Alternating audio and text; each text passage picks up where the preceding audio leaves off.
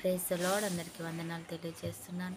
ఈరోజు దేవుడు ఇచ్చినటువంటి వాగ్దానము మత్తయి సువార్త 6వ అధ్యాయం 18వ వచనంలో వ్రాయబడినట్టుగా, రహస్యమందు చూచుచున్న తండ్రి నీకు ప్రతిఫలం ఇచ్చును. దేవుడు అంటున్నాడు, నీకంటూ ఒకరు ఉన్నారు, ఆయన నిన్ను చూస్తూ ఉన్నాడు.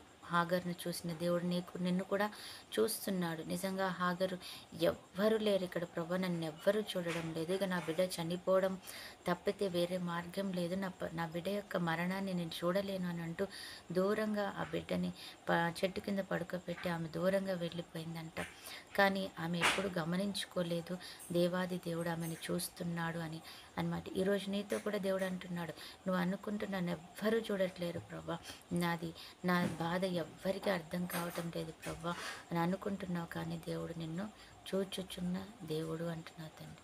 ఆయన చూస్తున్నాడు, నిన్ను చూచి హాగర్ని వదిలిపెట్టలేదు. హాగర్ని ఆయన పట్టించుకోకుండా వెళ్ళిపోలేదు. ఆయన ఎందుకు అనంటే, హాగరు మరి నా అన్యురాలు కాదు,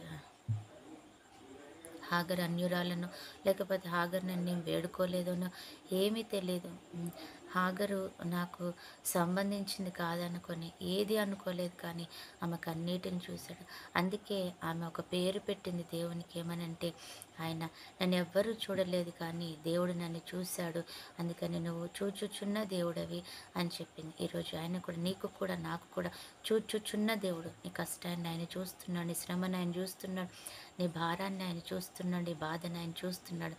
మరి తప్పక ఆయన నీకు నాకు విడుదలనిచ్చే దేవుడు అనమాట. కాబట్టి నువ్వు ధైర్యంగా ఉండాలి. ఈ సమయంలో తను విశ్వాసముతో ఉండాలి, విశ్వాసం కలిగి ఉండి ఆయనను మహిమపరుస్తూ ఉండాలి. ఎంతగా చేసిన దేవుడు హాగర్కు చేశాడు. ఎంతోమందికి ఈ యొక్క జీవితంలో ఎంతోమందికి సహాయం చేసి మాట ఇచ్చిన దేవుడైన, అసాధ్యం అంటూ లేదని చెప్పిన దేవుడైన.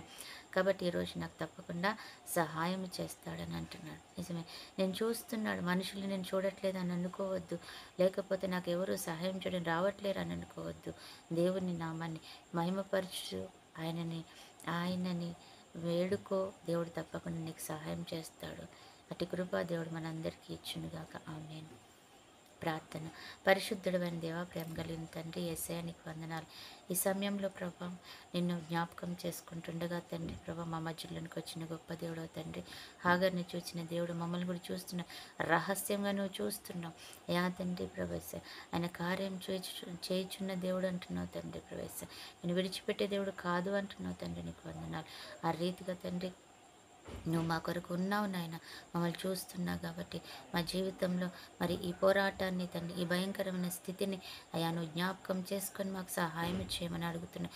ఎంతమంది బిడ్డలైతే ఈరోజు ఈ సమయంలో అడుగుతున్నారు, అయ్యా మాకు సహాయం ఇచ్చి మేము ఈ యొక్క అనారోగ్యాన్ని తట్టుకోలేకపోతున్నాం, ఈ యొక్క కుటుంబ సమస్యను తట్టుకోలేకపోతున్నాం అయ్యా, ఈ ఆర్థిక భారాన్ని తట్టుకోలేకపోతున్నాం తండ్రి, ఈ యొక్క మనోవేదన తట్టుకోలేకపోతున్నాం తండ్రి, ఈ మనుషుల మధ్యలో మేము తండ్రి వేదన తట్టుకోలేకపోతున్నాం అంటున్నారేమో ప్రభా, వారందరికీ మీ సహాయం అందించండి అయ్యా. నువ్వు చూస్తున్నావు, చెప్పుకోలేని సమస్యలకు విడుదల దయచేయండి. కంప్లీట్గా అయ్యా నీ హస్తం తోడుగా ఉంచి దీర్ఘాయుష్కుడు